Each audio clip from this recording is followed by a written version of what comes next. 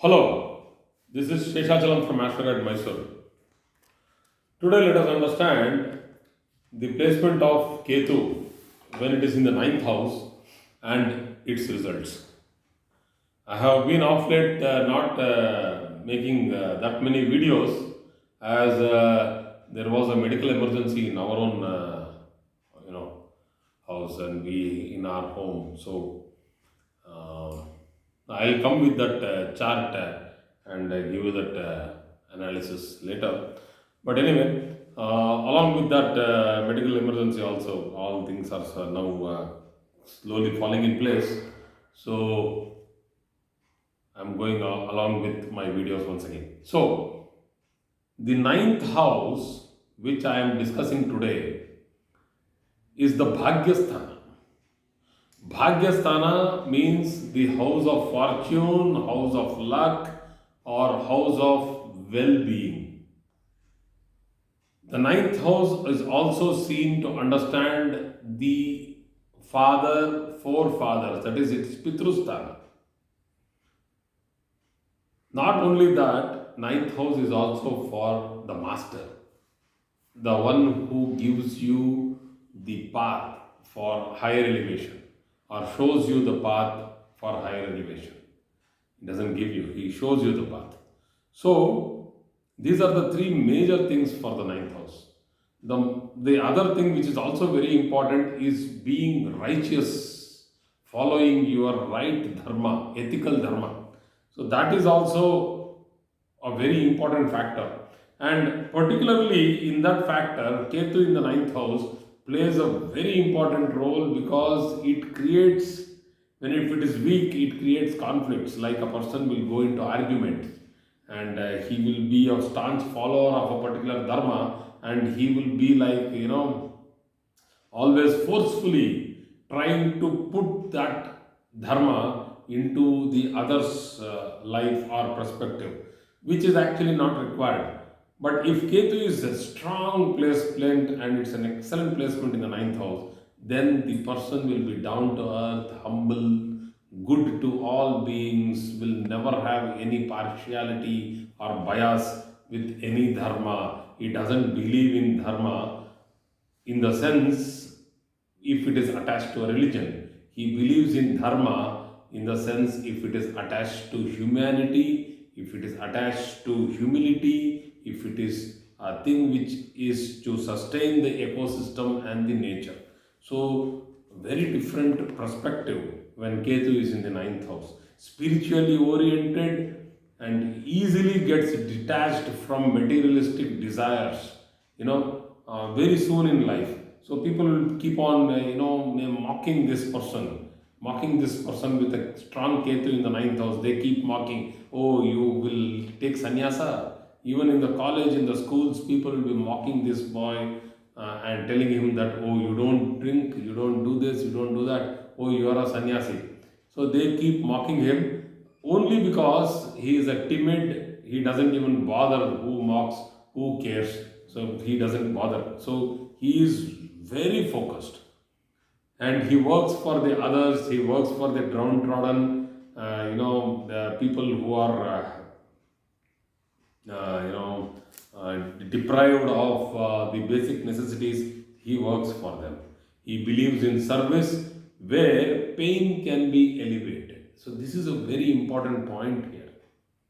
See, like problems like cancer, leprosy, amputation, problems like amputation because if it becomes a gangrene, then amputation keeps happening. So, and disability and also problems of mental humiliation, problems of discrimination, problems of drugs and coming back into normal life, problems of people who have gone through a lot of change in life. Maybe they might have gone through difficulties like getting into the prison, or they will now recuperate. They want to join back. They want to come back in life. So this particular thing, Ketu is good at, like they help these people to come back and join into the mainstream of the society. So this is a very strong thing to do. It's very difficult to do actually, and these people can do it with strength and humility. So they do not unnecessarily, mistreat or ill-treat those people when they are getting into rehabilitation. So rebellistic spirituality, we call that the spiritual leaders are not, here not important, but the teachings are very important here. So, what is the use of pouring money into charity if the humanity or the point of humanity itself is lost or it is dissolved? So, here these people are very realistic. They want things to happen rather than how much money is coming in. They want things to happen there on that spot. So, interested in astronomy, Vedic science, occult, a lot of in-depth study. Conflict with dharmas, which I have written here, is because of the foreign practices and those practices which actually change the cultural heritage of any given community. They do not want that thing to happen. So they will, oppose major changes in the community and traditional practices. So they do not like foreign influences. Foreign influence is not that only foreigners coming and influencing Indian culture. It is the other way around also.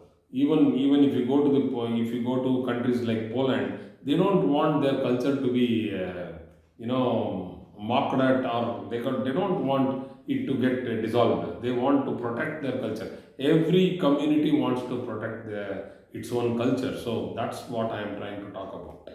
So there are people who do extreme service, like, to understand what a beggar goes through. What do? You don't go and beg. But there are people who do that. They go, they beg, they wear rags, they sleep in the, in the shelters. They try to physically experience it, and only then they understand that this is what they go through. So these people do not unnecessarily, uh, presume things. They go and live it to understand.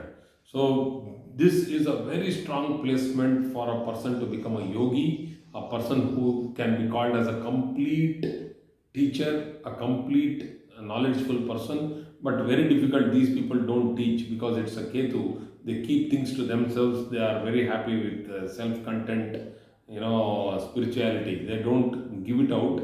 But if this person is able to give out, he is the best. He is number one. But the problem is that they do not transact in the same level of knowledge, language. So they are very cryptic, and you need to have the strength to unfold their teachings. So it's very difficult to understand what they say. They are physically very strong, but they are very humble by choice. There will be some problems with the father's longevity, and there might be separation from the native and his or her father if Ketu is weakly placed in the ninth house.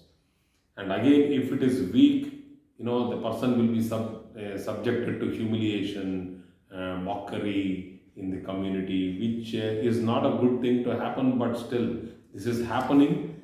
We see that the strong, people who are having strength, people who are having money, people who are having influence will,